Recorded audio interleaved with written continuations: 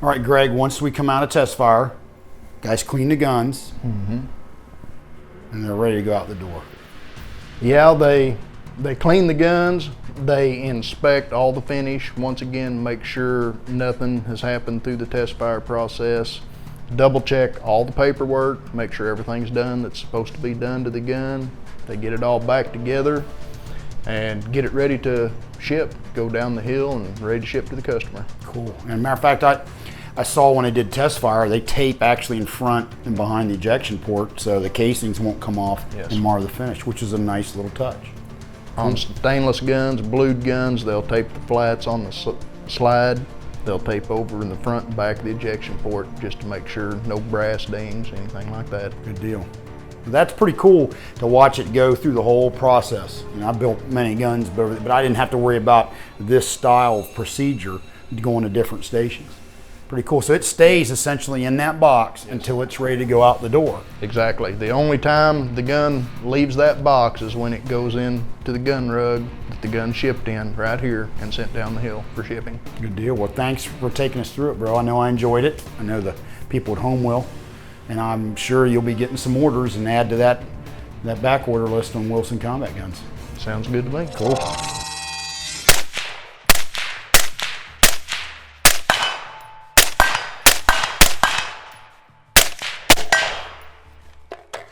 Good deal, Bill. Now that I went hot here with one of your suppressed guns, let's talk a little bit about how and why you got into suppressors. Okay. The reason I got into suppressors, because as you know, I do lots of hog hunting down the ranch and everything, and so I actually shoot quite a few rounds at game, you know, between predators and hogs and all the various varmints and stuff like that down there.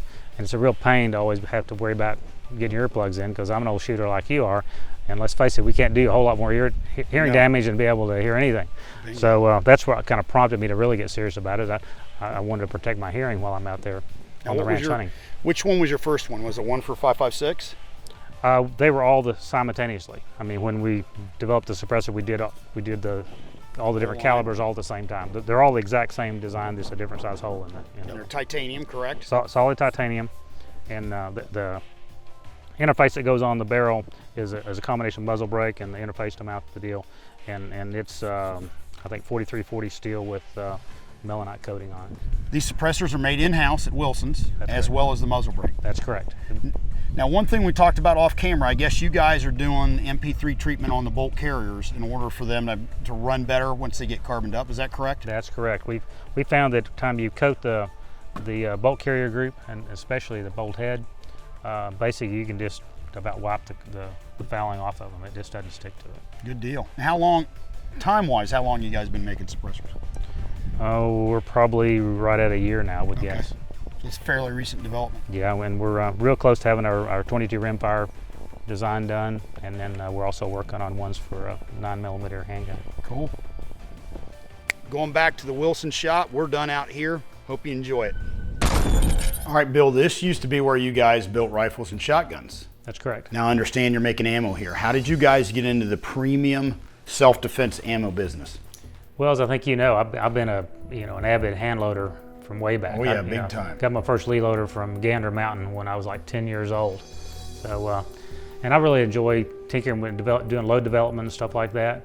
And it just seemed kind of a natural to go ahead and take a lot of load development I've done and offer it to our customers. Yeah, because I know for a fact, way back in the day when I visited you years ago, I went out and you had I don't know how many Dillon 1050s loaded for every caliber. Well, actually, they're antique star loaders. Oh, really? Yeah. So, cool. Yeah, my reloading room now where I do all the development stuff. I've got, I don't know, I think about 8 Dillons and still my 4 old stars and even an extra star to cannibalize for parts. Cool. Well, now I tell you what, you guys have bumped it up a notch here. I see some Dillon 1050s around the room, but then I see this here, which I've personally never seen before.